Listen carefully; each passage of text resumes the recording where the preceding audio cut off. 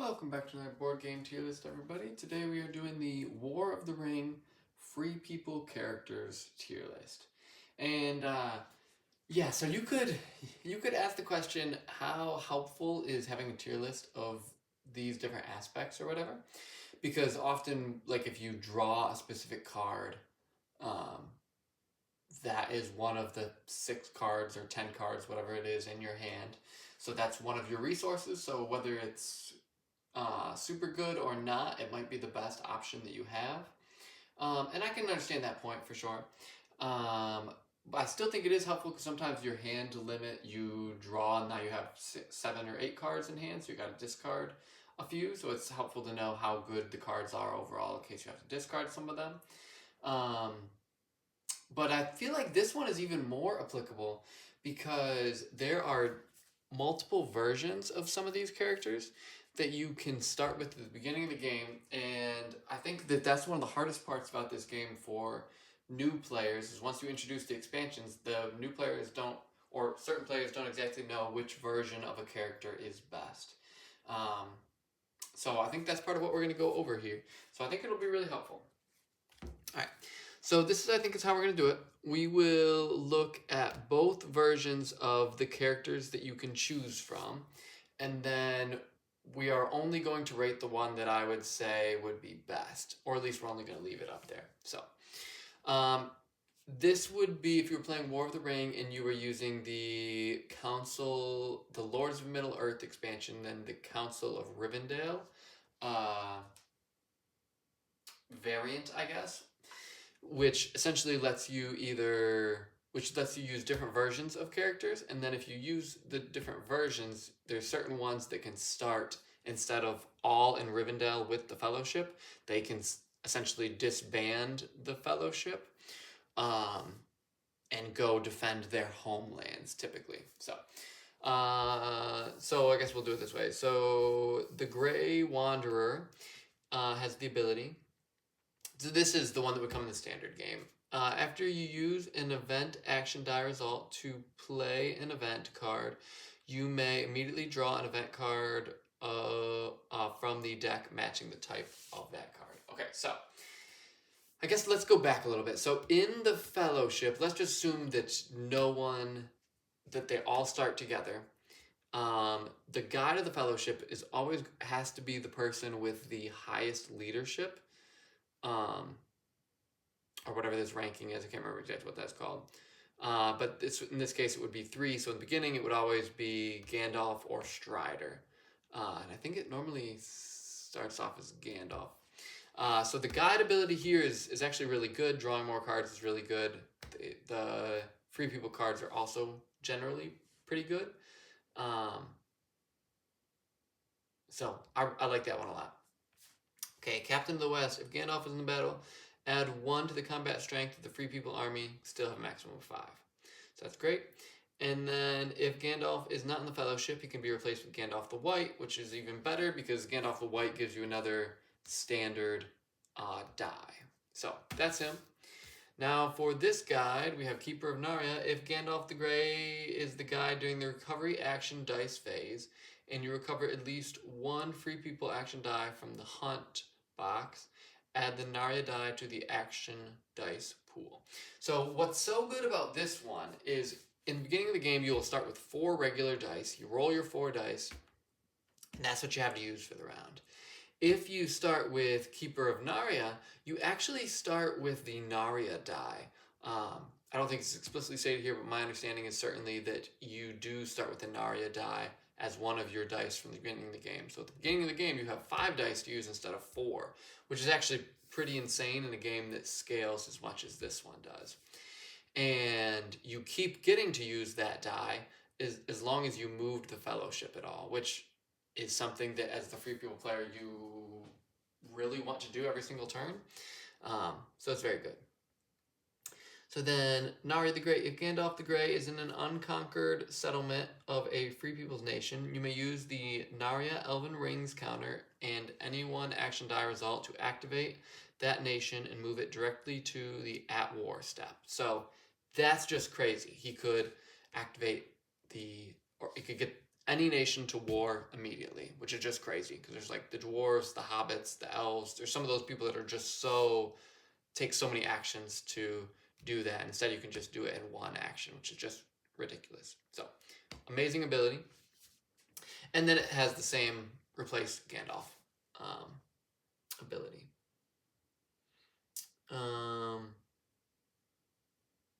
Yeah, so I'm going to say this one is the one that I would always go with, Keeper of Narya, and I would put this in S tier. One of the 6 sides of the dice is an I, which is just unfortunate if you get unlucky. But theoretically, you don't even need to ever bring Gandalf the White into play. This just does the same exact thing for you. And yes, Gandalf the White is really, really good, so you probably want to do that. But this is just very, very solid. So, huge fan of that. Yeah, I don't think I would ever go with this, actually. All right.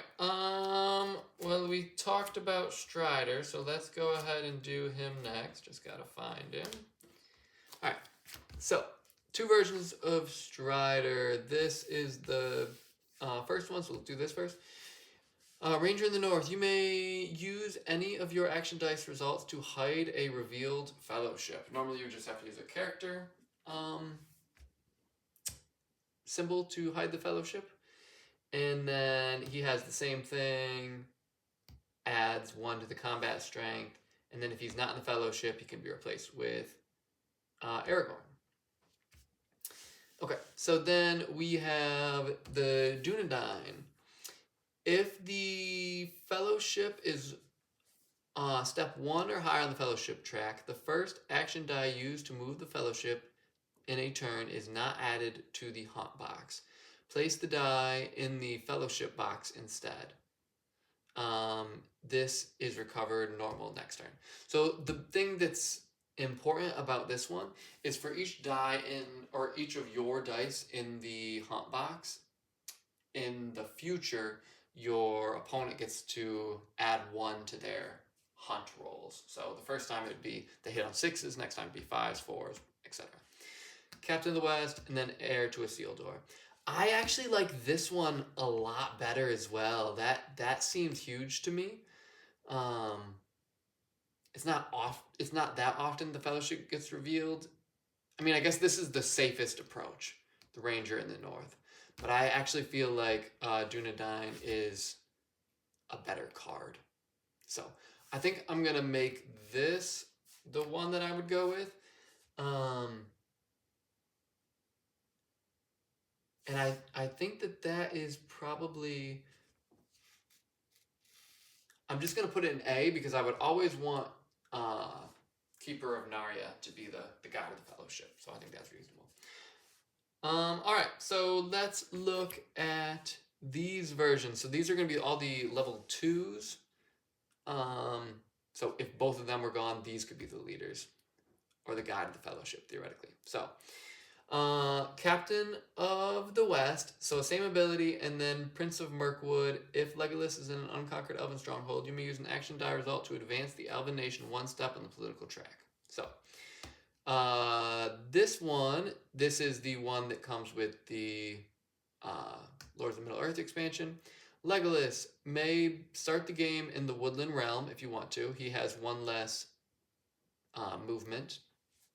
And then he has God Effect. During the hunt, separate Legolas from the Fellowship to reduce the hunt damage by 1 to a minimum of 0. Cool. So instead of killing him from the Fellowship, you can just separate him and then just reduce the damage, which is actually pretty solid. If Legolas is in a battle and the defending army is in a region of the North Nation, is in a region of the Elven Nation, add 1 to the combat strength. So it's a little bit worse than Captain of the West, but it's crazy because you can just start in the Woodland Realm if you want to. So what would my pitch be here? I think in general, you don't really want to start Legolas in the Woodland Realm. I don't think that really matters. If I And the only reason I would say that is because I've done it a lot, and he just never seems to matter. The shadow often won't attack the Woodland Realm. Stuff with Thranduil doesn't necessarily matter as much. Yeah, so I think I wouldn't go with this version. I would go with this version.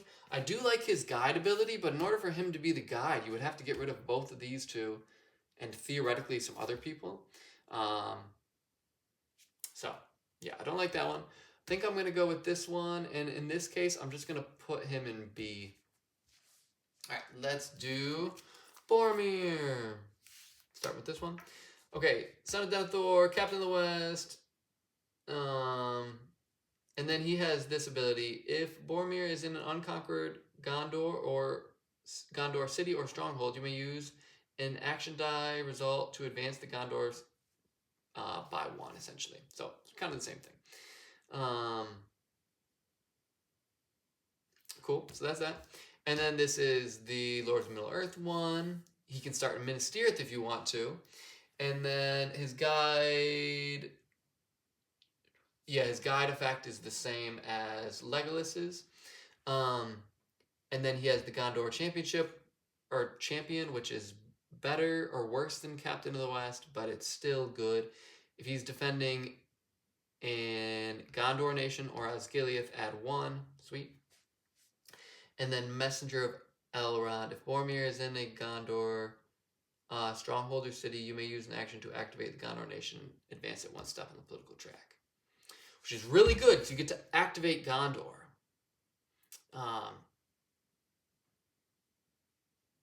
And it's use any action die. So I wouldn't use this version. I would always use this one, because Minas Tirith is something that your opponent is almost certainly going to go for. This gives you extra leadership in Minas Tirith. It gives you a companion in Minas Tirith.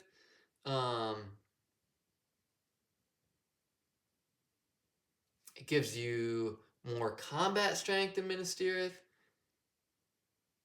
And you can advance them. So I would actually put Boromir. If you use this version of him, I would put him in S tier. I know that might seem ridiculous, but the power that he packs, and you like, it's so much movement to get someone all the way to Minas Tirith, and you can just start there from the beginning of the game. So that's just crazy to me. All right, so this one might seem a little bit confusing.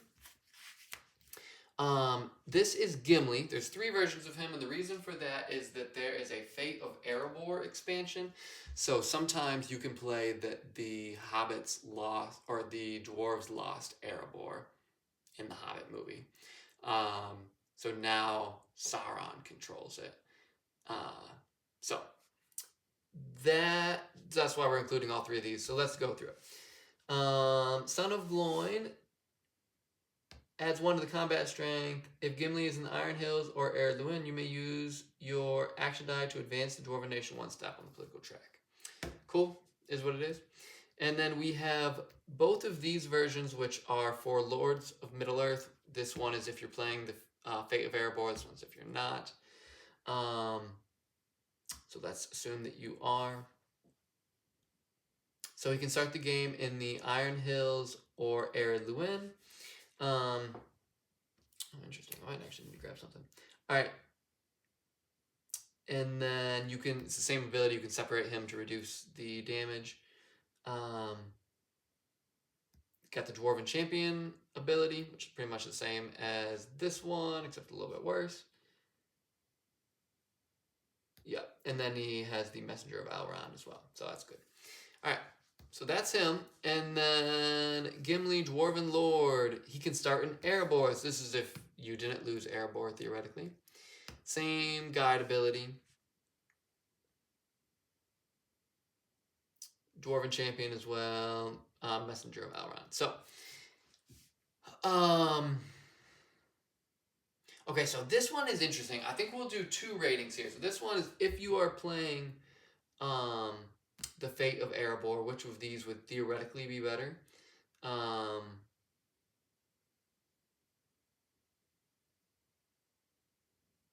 And I would say that this one would be better. So I think we're going to rate each of these individually because they both do matter. So this, I would say that if you can start him in one of those two locations, whichever one is close to Airborne, I don't remember off the top of my head, it is worth it because you want, the Shadow might actually take those locations. So I'm going to put him in A if you're playing with Fate of Airborne. Alright. Dwarven Lord. He could start in Erebor. The question is, do we care? I think that it's very hard for the Shadow to take the Dew line, essentially. Dale, Erebor, and the Woodland Realm. So I don't think that this one matters. And honestly, I would rather play with the standard version, which for whatever reason I don't have here. I guess it's in my cards. I'm going to grab it afterwards. But he would go in B, so I'm just going to put this guy in B. All right, now we have the two hobbits. Merry. All right, so they have some interesting guide abilities. So during the hunt, if the hunt damage is 1 or more, separate Meriadoc from the Fellowship to reduce the hunt damage by 1. Sweet. And then if Merry is eliminated while in the Fellowship, immediately place him in play again place him in play again as if he was just separated from the Fellowship. You can't do that on the Fellowship track, or on the Mordor track, yep. Yeah, so Merry, I think, is actually, this version of Merry is really good. This one, he can start in the Shire. His guide thing is during the hunt, eliminate Merry and Pippin, if both are in the Fellowship, to cancel a standard hunt tile. Which, that is good, but somehow he would need to be the guide of the Fellowship, which seems very difficult to pull off, in my opinion. And this one is actually pretty solid. If he is eliminated in battle, put him back in play in an adjacent region, which is really good. They can advance the north and activate them. I have used this one a lot. I actually don't think it's the right move. I would not go with this version. I would go with this version. And if you do, I would actually put him in A, because his guide ability is what it is. But even if you just randomly eliminate him from the Fellowship, he stops the 1 damage, and he, or 1 corruption, whatever you want to call it, and he comes back and is still in play, which is really, really good.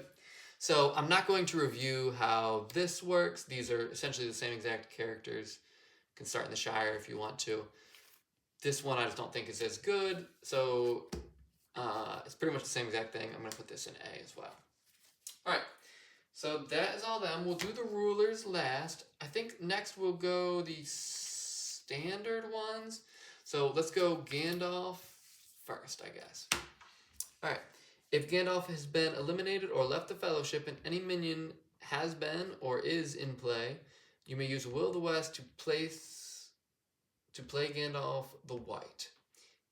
If Gandalf the Grey is in play, replace him. Otherwise, he can go in Fangorn or an unconquered Elven Stronghold. Cool. So if Gandalf the White is alone or with 1 Hobbit, his level is considered 4 for the purpose of movement only. And if Gandalf's in the battle, at the start of the battle, you can forfeit his leadership to negate all Nazgul leadership, including that of the Witch King, for the duration of the battle. Yep, so I think I asked this question earlier, but this would happen before even combat cards, is my understanding. If I'm wrong, let me know, people. Yeah, so he's obviously just so good. And you get an extra die, which is just ridiculous. So he's going to be S tier. And then Aragorn as well. If Strider is in Minas Tirith, Dol Amroth, or Pelargir, and that settlement is unconquered, you may use Will of the West to replace him with Aragorn. And then he has Captain of the West, which just adds to the strength. So he has 3 movement, 2 leadership, and 1 extra die. That's going to be S tier as well. It's harder to get him into play, but he is very good. Now let's do these ones. We're obviously skipping the Ring Bears because they just can't do anything. Let's go with Gollum because I feel like he's actually interesting. So he's also in the Fellowship. As soon as there are no other companions in the Fellowship, immediately add Gollum to the Fellowship. Gollum becomes the guide. Standard numbered hunt tiles with reveal do not reveal the Fellowship, which is crazy good in my eyes. If the Fellowship is not revealed as an effect of the hunt, you can choose to reveal it to reduce the hunt damage by 1. I would almost never do that, that'd be my personal opinion, because there's some shadow cards that can do a bunch of damage based on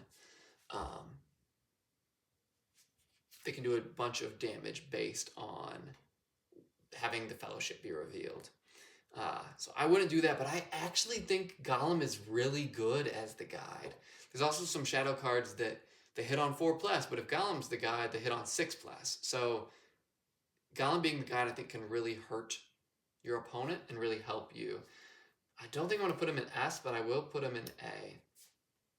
And then let's do Treebeard. Okay, if Gandalf the White is in play and a companion is in Fangorn, you may use a muster to recruit faction die to play Treebeard and Fangorn. Treebeard counts as a companion for all event and combat cards purposes for keeping the Ents in play. As long as he's in Fangorn or Rohan. This is crazy. Root and Branch, reroll 1 missed die on your March of the Ents or with Doom We Come attack roll, which is just ridiculous. It's like you get to roll another die. And then if Treebeard is in battle and the defending army is in Fangorn, Orthanc, or Rohan, he adds to the combat strength.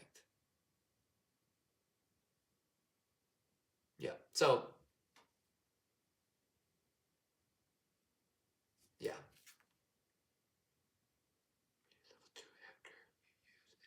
Oh, I actually didn't never know this. Treebeard is level 2 after you use a March of the Ents or any call to battle effect. That's actually really good. Wow, that's so cool to me. Yep, Treebeard is gonna be A just because it takes a little bit to get him into play. He doesn't actually give you a die, he just improves the things that you already want to do. Let's do Smeagol next. If Gollum has not entered, play Smeagol in the Fellowship when a Smeagol hunt tile is drawn. At the beginning of the game, there'd be 2 in there in the bag, and then you can also add 2 more with one of the Free People cards. His guide ability is Smeagol is always the guide of the Fellowship. That's why he has X there. If a Smeagol hunt tile is drawn from the hunt pool, the hunt damage is 0. Discard Smeagol if he is separated from the Fellowship or if the Fellowship is declared an unconquered Free People city or stronghold. If Smeagol is eliminated, except for being discarded anyway, eliminated or discard, except for being replaced with Gollum, we shall get it immediately enters play. So, and that card is really bad. I think that just lets the shadow player redraw a hunt tile if they want to.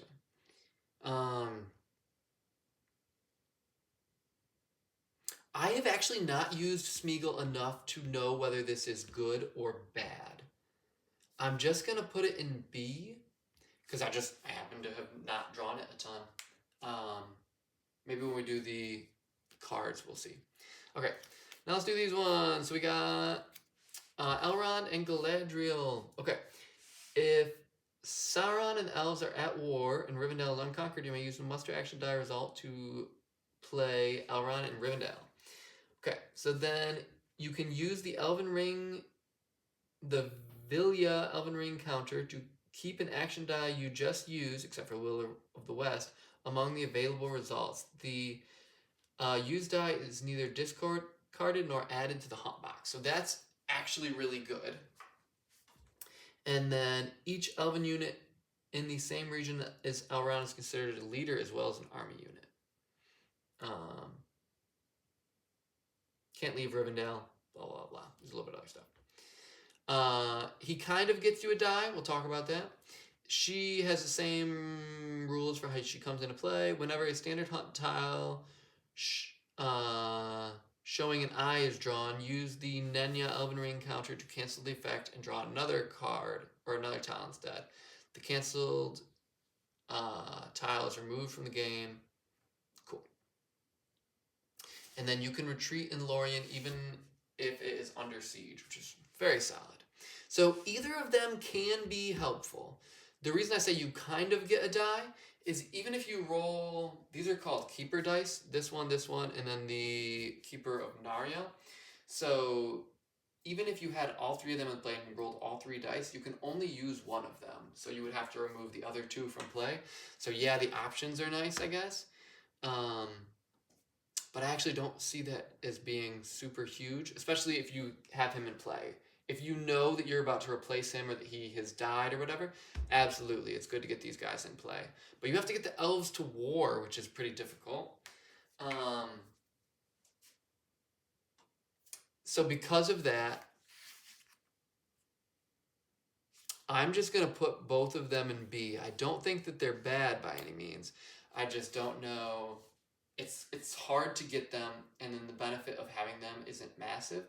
And also my understanding is that these dice can be removed because I think they have stars on them. So if you have Gandalf in play, the die that you get can be removed. All right, so now let's do the kings. This is the last little portion of this video. Okay, so we're going to order them from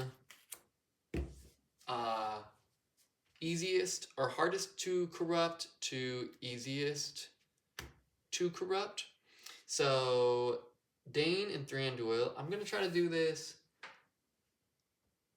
Yeah, okay, let's do it. So if the dwarves are active in Erebor is unconquered, you may use a muster action die result and any ruler die result to move Dane to Erebor and awaken him there. So then that's how he would become awakened. And then if the dwarves are at war and Dane is in Erebor, you may use muster action die result to replace one dwarven regular unit in the army with Dane with an elite unit, even if Erebor is under siege. I hate that ability. That seems so bad. And then if the dwarves are at war, you may use a muster result on a regular, on the ruler die to recruit one dwarven unit, regular or elite, in the same region with Dane. If it is free or under siege, then you may recruit either one dwarven regular or one leader in any free dwarven settlement.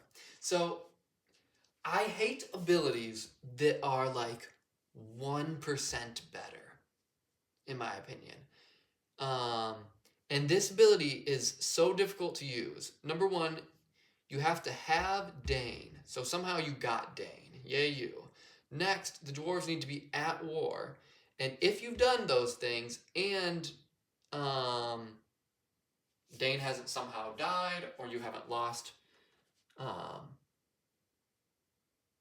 Actually, I guess you don't necessarily need that location. So anyways, if both of those two things have happened, you get essentially an extra half of a unit, which just feels horrible to me.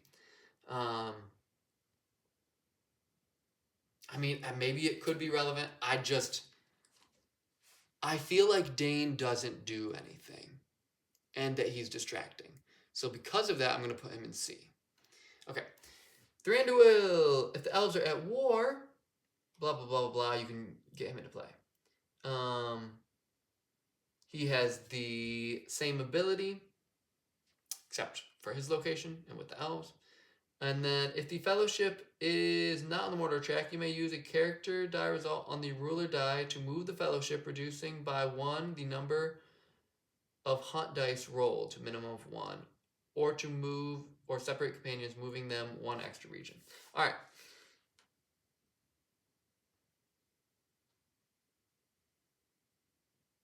Yeah, so actually I do slightly like this one a little bit more. This one I feel like is never going to matter.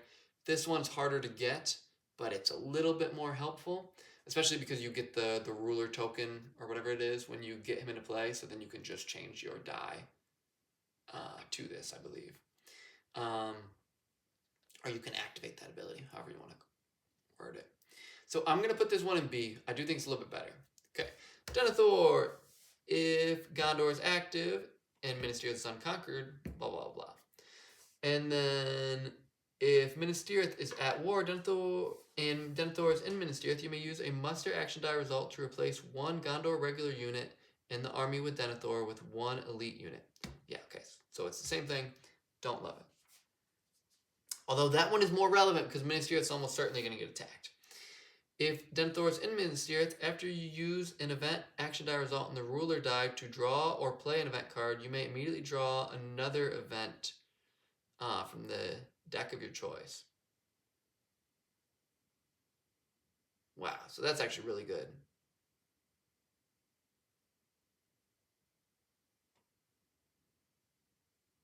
Yeah. It's not going to happen a ton, but it will at least happen once. He does have leadership. He counts as a companion. I think that we're going to count Denethor as an A or an S because he stops your opponent from having corrupted Denethor, number one, which is really big.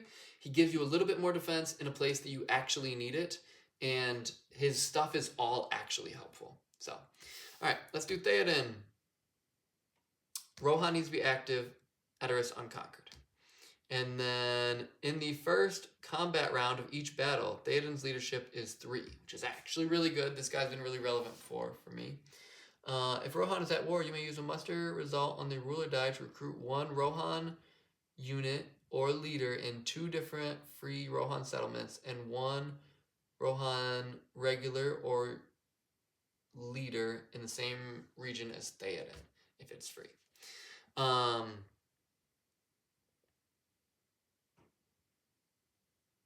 Yeah. I'm trying to decide between S and A.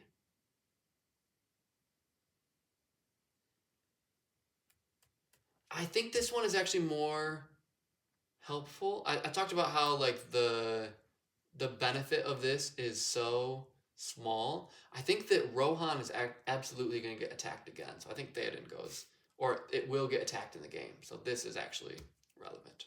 Okay, Bran is the last one. North Nation has to be active. And then once per battle, if Bran and a North Army unit are in the battle, after resolving a combat card, you may forfeit the effects of the combat card. Revealing combat cards, you can forfeit it to cancel the effects of the combat card played by the shadow player. All right, and then yeah, so this is kind of the same as all the other abilities. He's so easy to corrupt, which I don't love. I'm gonna put him in F. I just don't think he's huge. So I guess that is my takeaway. Yeah, so the pick would be start with Keeper of Narya as the guide, and then Boromir and Gondor. Get Denethor as quick as you can, which you should be able to get him pretty quickly. Because all you need to do is Boromir's thing to make Gondor active, and then I think that's the case at least. Yeah. So then you get Denethor, and then you hopefully get Theoden. That's the harder part. But eventually you'll get Gandalf and Aragorn. So yeah, and you just kind of have a bunch of other people in the Fellowship to be helpful. But thanks for watching, guys.